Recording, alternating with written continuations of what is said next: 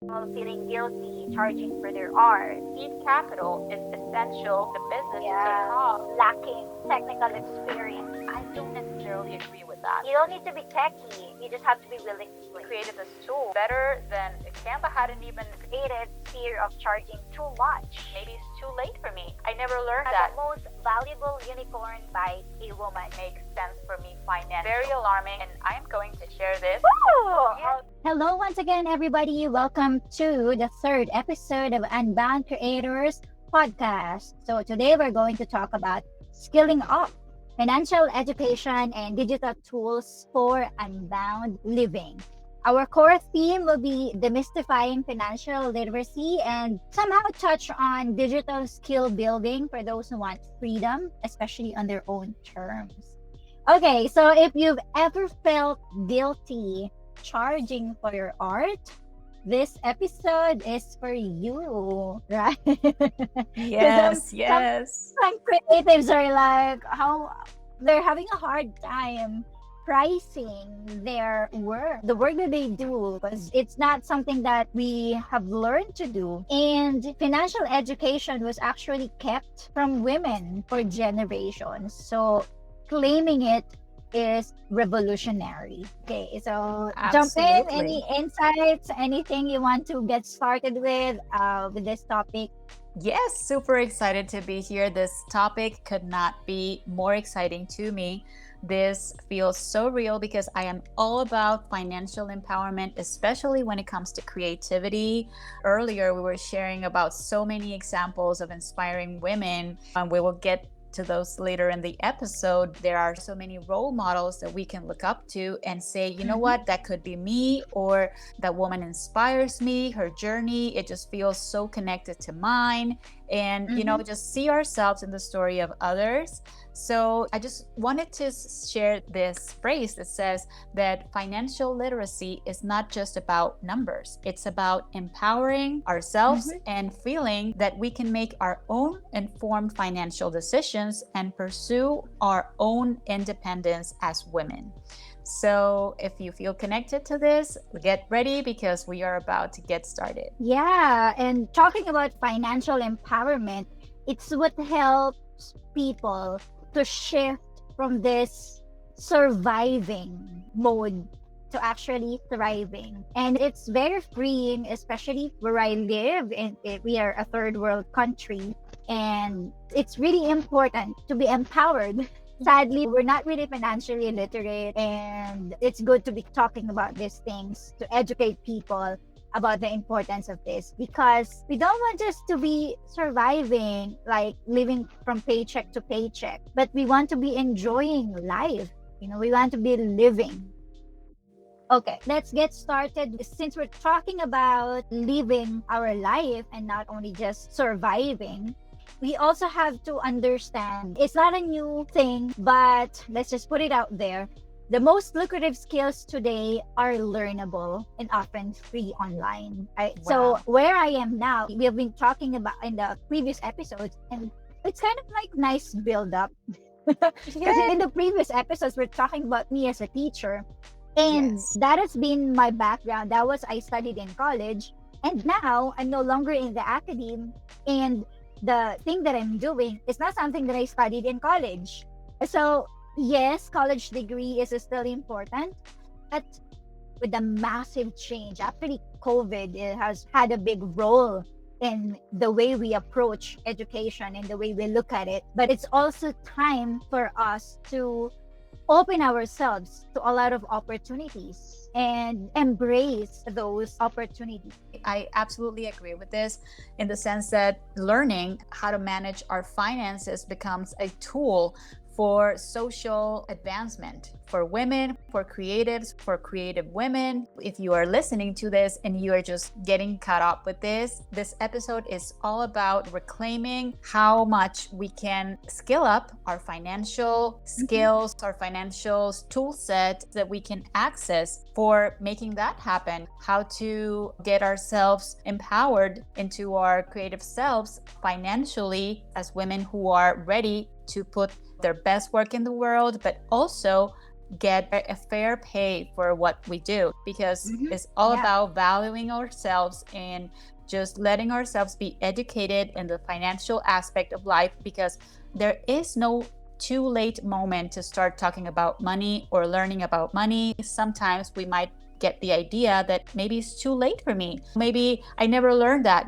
If you've been around any time these days, you know that anybody can learn anything in our time. There is no too late for me. No one's late to the party. You are at the perfect time right now, wherever the point in your life is. You can start listening to this right now and make the conscious decision to say, today is the day that I will start empowering myself financially and not let my creativity be separate from my financial abundance. I just want to be a financially abundant person, and I don't want to give up on the creative side of my life. Yeah. And talking about tools, earlier you mentioned about learning about tools. We also have to understand that it's the tools that actually level the playing field. And in this life or in this era, you don't need to be techie. You just have to be willing to play. Yes. Because these are the people that, let's say, advance. And with what they call YouTube University, and then you have your Google, and then we have a lot of AI now. That's, you can just ask the bot. Yeah, you can just ask ChatGPT to do it for you. But of course, there's always have to be a balance, like learning how to use the tools and also ethically and correctly using them for whatever purpose you have intended them to use. Do you have other insights that you want to share? Yeah. In relation to financial literacy, because I know this is your passion.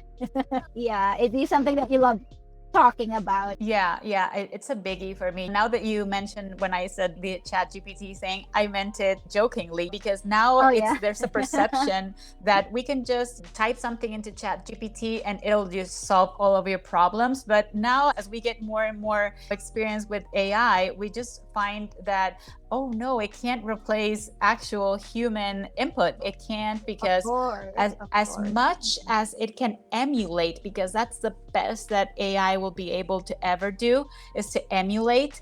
AI still can't emulate that empathy and that human connection that we feel when we look at each other. When you sense into someone, you just see their smile, or you just feel their nonverbal expressions. AI can't do that. So when you feel connected to someone else's story, that is something that sometimes you can try to do through generative AI. But I don't know what's your take on this. I've seen so much being created and I've been very impressed by so much stuff, but still I feel that the human factor is just something that needs to still be a part of the whole human experience. Let's just use technology and those tools for what they're good for, and let's just keep connecting as humans, right? With that, actually, the AI in creative industry should be another topic on its own, because it's hot right now. I just wanted to touch on it since we're already talking about it. There's this kind of like forum that we started in the Unbound Creators Club about AI in the creative process and also policies, right? So personally, I'm an advocate for the use of AI. It's really powerful in terms of what it can do now with the advancement that, with the training that it has undergone. But as AI becomes more embedded in creative workflows, creatives should take a role in shaping how it's used. There's this big issue with the Ghibli studio, and there's a lot of debate. There's a lot of people talking about, oh, we should not be using AI to generate art and stuff like that. And that's why we as creatives should have a role in that conversation.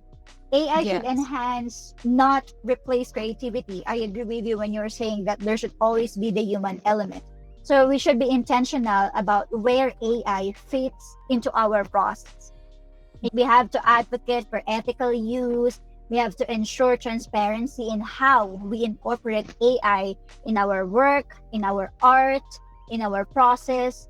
And the most compelling work will be coming from brands and creators who balance, as you have mentioned, the efficiency of AI with human originality and insight.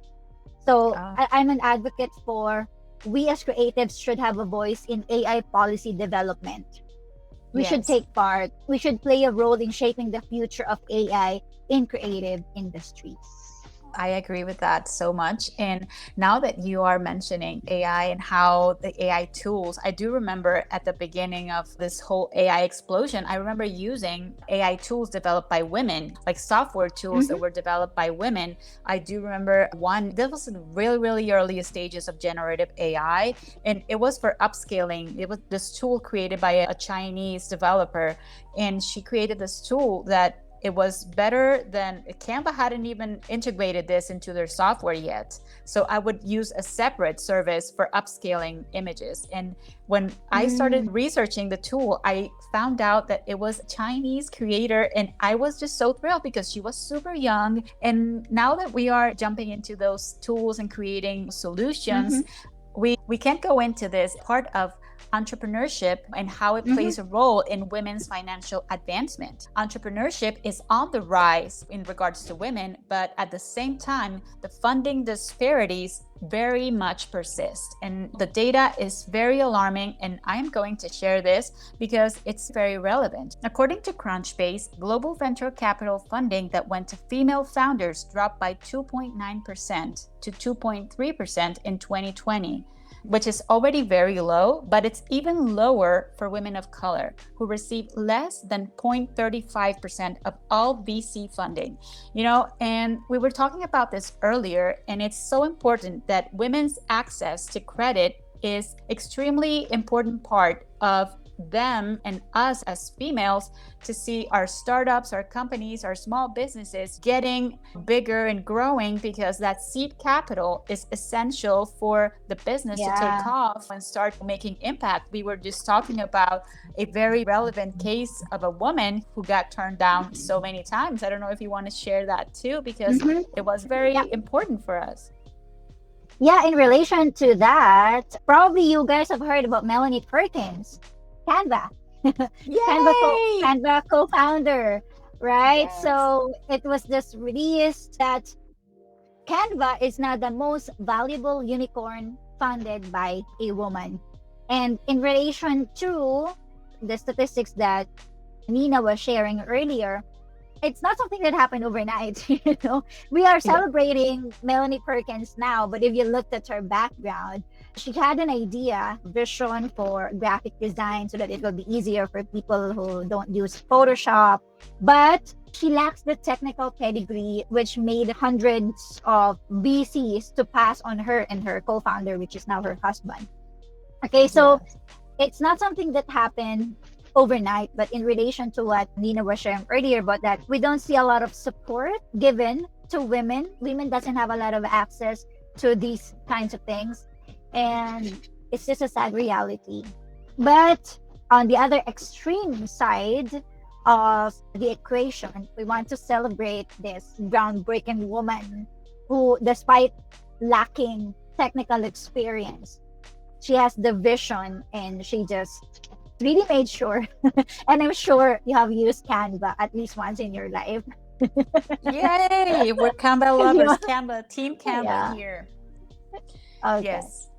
Thank you so much for sharing that example. And absolutely, she's an absolute inspiration for so many Mm-hmm. women. And the value of persistence. I think that the only story of that note that had notoriously known before that was that of Colonel Sanders. And he had Mm-hmm. this fried chicken recipe.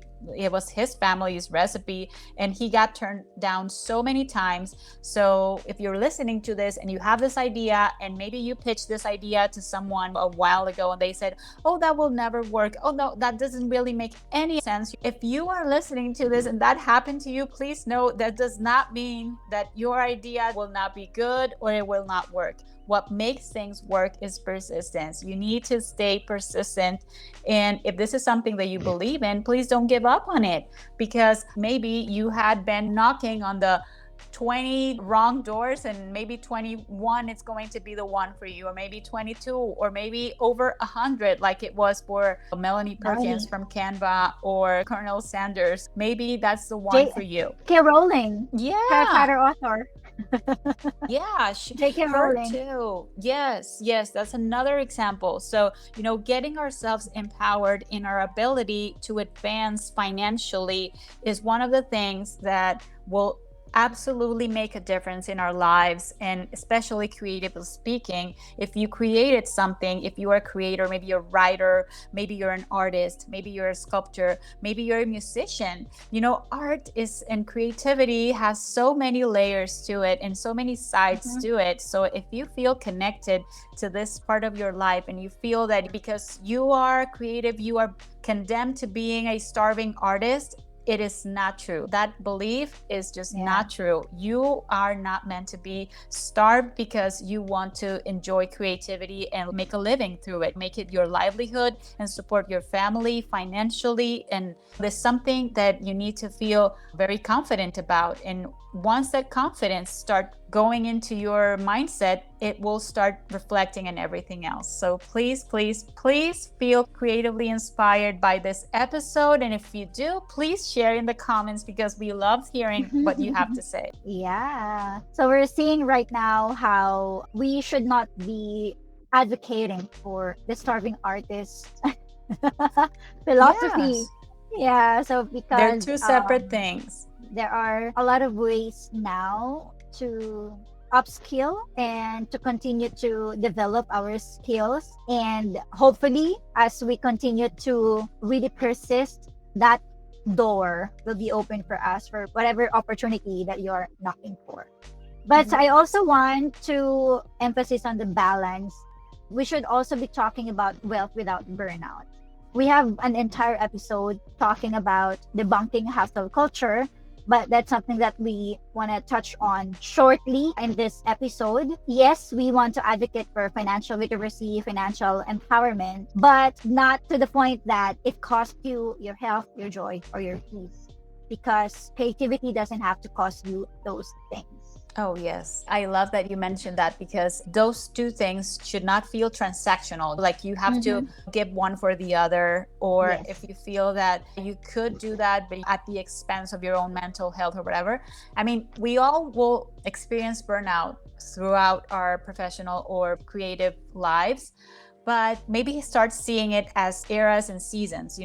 It cannot be the constant. Sometimes we know there are times in our professional lives or creative lives when we feel that we have a higher burden at that particular moment. If something starts to feel like it's taking all of you to make this work, maybe start reconsidering, how can I reframe this? I'm just going back to Steve Jobs when he made this speech, this very famous, the commencement speech at Stanford, and he was saying that his life was starting to feel like things were not fun anymore. He had become a millionaire at a very young age, and he just felt so overwhelmed by the whole situation and what was being asked of him, that things did not feel fun anymore. And he started the whole Apple thing because it felt stimulating to him. It felt fun to him. And once all of that became a huge, at that moment it was a startup still, once it became a big company, it felt as though the fun had been just taken away from it. And it just became that work. And that's when he started to reconsider his life and his approach and his decisions, Yeah. Because you can't talk about creativity and finance without talking about Steve Jobs. I mean, he's the all-time marketer. Okay, I'm just gonna switch to another topic, not entirely related to that, but another kind of like leaf in this tree of financial and creativity discussion, because we're talking about pricing earlier at the beginning of the episode, talking about people feeling guilty charging for their art. And let's touch on the emotional side of pricing. some people or some creatives fear of charging too much. And there's also this urge to underprice, especially if they are in the beginning stage or they don't feel good enough about their art. Another aspect to that is the cultural conditioning around being nice or humble. You know, we should be humble so we don't have to price our work, right? So I think what I'm trying to get at here is that pricing isn't just about numbers. That's something that we have to learn, but it's about worth, it's about energy exchange, and even legacy. So if you're a creator who is struggling about thinking, how am I going to put a price tag on my work, start to reframe your mindset in terms of not just looking at this in terms of monetary value, but look at it in general. And it's not something that we can talk about in 10 minutes, 5 minutes, because it's a skill and a different discussion on its own. But in line with financial literacy and creative empowerment, it's something that we also want to have a head start on in terms of discussion. Yeah. Well, now that you mentioned the whole guilt trip that we take once we start in our creative career and we're just our creative path and just discovering ourselves and our place in the world. And that involves just figuring out how much is my work worth. And there's so many resources online, how to price your work. However, sometimes this is a bit of an abstract concept in the sense that how much is it worth to you? So that's a bit of a biggie. Well, to me, this is what I did, and I'm just going to share what I did at the beginning. Okay. Yeah.